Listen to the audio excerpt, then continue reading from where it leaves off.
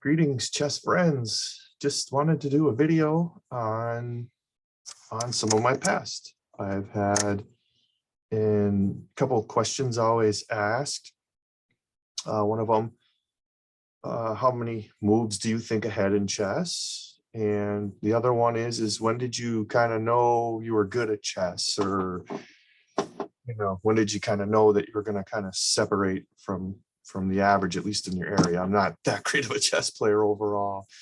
A senior master would make me look really bad, but for an upper Michigan amateur, I came out pretty strong, did pretty good, and I still even may get to 2200 yet someday. So the highest rating I ever attained was online, 2105 for standard, but I have had 2300, 2400 in blitz and stuff. So I've been there.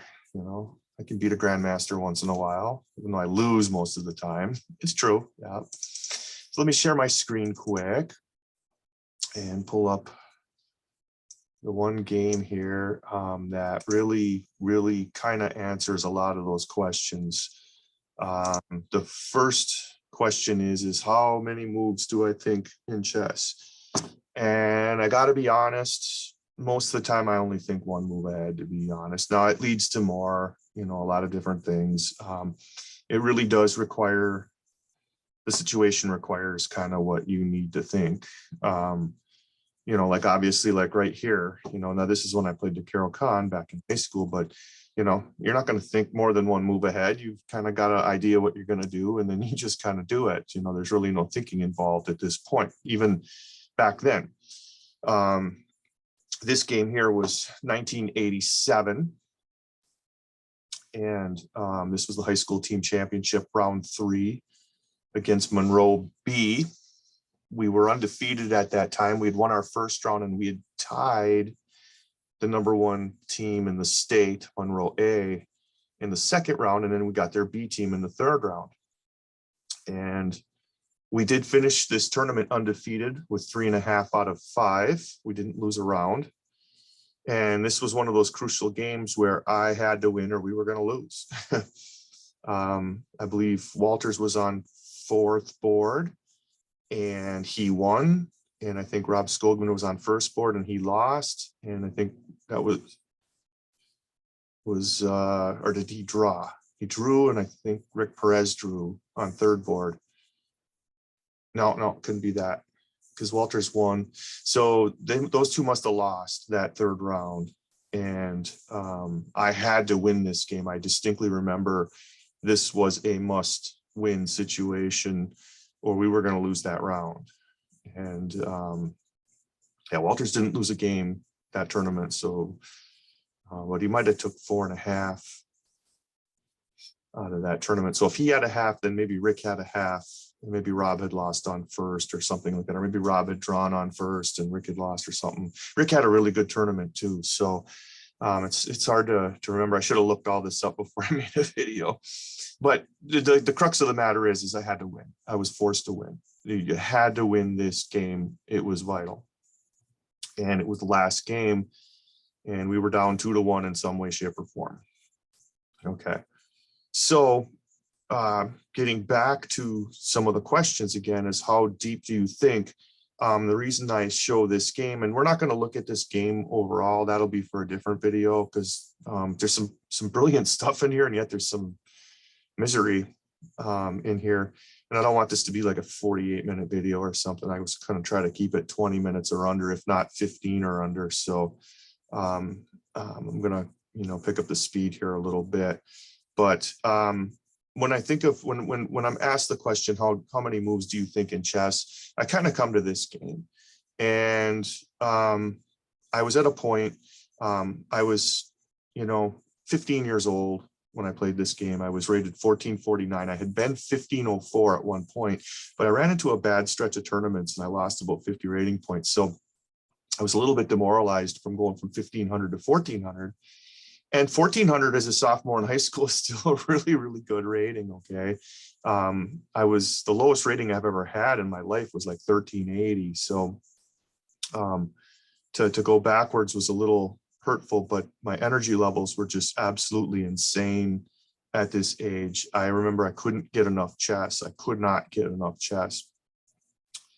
And in the end here, I think we'll count about 19 moves, 19, 20 moves deep, which for a 15-year-old with the training I had is pretty impressive. Now there's 8-year-olds that can do that like nothing today, okay, with computers and all that. And there were surely 8-year-olds who could still do it back then too, okay? I mean, they existed, but there's a lot fewer than there are today. But for me, for not having any training, I had an awesome coach, but my coach was at this level too. My coach was about a 1500, Mr. O, who, oh my gosh, he just invaluable resource, got us the books, got us the tournaments, got us, he did everything for us. So, we moved to Escanaba in 1984, and I'd been there 3 years. And what a blessing that was, because there was nothing like this anywhere else unless you go to like Detroit. You get to the Monroes, you get to the Castex, you get to those schools. Okay, then they could compete with Mr. O. But anywhere else, Mr. O was the king of chess coaching, hands down, for 38 years or something along those lines. Okay, the best chess coach the Upper Peninsula ever will have, hands down. And all of my accomplishments are directly related to him in some way, shape, or form. Not just him, but he was I got 3 pillars in my life, and he was a huge one to my success. And so we got the tools, but if we just would have had like a 2100 around anywhere, even in Marquette or something, if we could have got to a 2100, like me and Walters could have really got to the next level, like professionally, like we could have started thinking about doing this stuff for a living and stuff, but it didn't happen. We got careers and different things. So I'm sidetracking again, I apologize. But yeah, about 19, 20 moves for a 15-year-old is pretty good. I'm sure I've gone farther than this in rated chess. But I'll be honest, most of the time I don't even come close to 19, 20 moves. Okay, this is the game that just comes up when I'm asked that question. Okay, so I'll just take us to the position where this came about, because there's some brilliant stuff and some not so brilliant stuff on my part. The 15-year-old me, I admire his energy though. His energy was amazing. I miss his energy, to be honest. And that's kind of why I'm going over some of these games here to do that. So we got into a rook ending here, and I knew I had to get my king d5. Okay, and as you can see on the computer, I am way winning. Okay, and I need to win, but I'll tell you what, a 15-year-old 1400, even if he's 1500, this is not that easily won. Okay, I mean, even me today, I would have to sit and look at this and grind this through. And I think I took like my opponent did this move next, which is good. I think I took like 45 minutes here to calculate everything out. And my team was around me. Rob was there, Walters was there, Rick was there, Mr. O was there. They were all standing, all their coaches were there, all their players were there, because this game was the end of it. And the other teams at the state championship were starting to realize that Escanaba is just not a pushover team. They can maybe get by us, but they're not gonna walk over us by any means. We were there to play. Okay, we were definitely underrated, and we could hold it with any of them. Even Castex that year, who ended up winning the state championship, we could hold our own against them. It was really, really amazing. But yeah, I'm sitting in this position, and I'm sitting there, how do I win this? So I'm calculating. 45 minutes I took. I think they were getting burned out by me taking so long, but I had the time. I generally play fast, and then I save my time for important moments like this. I mean, as you can see, it's minus 4.7, so it's an easy win in a way, but yet you have to be careful. You have to be really, really, really careful. You can't just make moves. This isn't blitz chess. You have to think this through, or you could lose. And the scary thing is this H pawn here for white. If he gets that by me, that thing's going in for a queen. And surely enough, my opponent, we're going to see something here in a second, but this is a scary position. So I calculated. I come through this. I looked at everything and I saw everything, every single reply, every single move. I had it. It wasn't that I'm so brilliant and smart. It's just that I had it. I was there. It was like I was in the moment. It was just like, I've got this. Wow. Every single move I've got covered. He can't do anything. He's gone. I've got him. Okay. So I'm sitting there and I'm like, I got him. And I'm like, guys, I'm gonna win this game. I've got this. And I play this move and I put this big smile on my face. I make the move, hit my clock, and I got this big smile on my face. And I look at the team like, like, hey, see, look at. And I mean, it was really, really, really weird. Okay. First thing Rob Skogman did was just punched me in the arm. I'm like, what's going on? He punched me in the arm like I was a dummy or something, and he's a cool guy, Rob, if you see this, it was cool. It was a cool moment, but he punched me in the arm. I'm like, what's going on? And I heard like Walters make this hissing noise, like this, and Mr. O just kind of gave me that little shake, of disappointment. He meant well, but just that little bit of disappointment that, like, oh, you tried hard, Jim. It's just, yeah, I got by you, and I'm just like, I couldn't figure out what the heck. So they bail, they go and get supper. And, like, I think, Walter said, I get you a hamburger or something, and we'll be back. And you blew it, but we love you anyways. And I'm like, what's going on? And I couldn't figure it out. I'm like, I'm just shell shocked. So I start thinking, well, did I miss something? But I'm like, no, I calculated every single move that could be played from this point forward. And it's a clear win. And as you can see by the computer, it's a clear win. And so, my opponent fires that move there. And I check first, take that check first, back them off one, boom. Okay, so I've got 3 protected passed pawns, which is just extremely dangerous. But the problem is I've got this guy right here, okay, and I've got these guys, getting ready to, get a passed pawn there as well. He can kind of liquidate and maybe pull a passed pawn if I get the king out of there.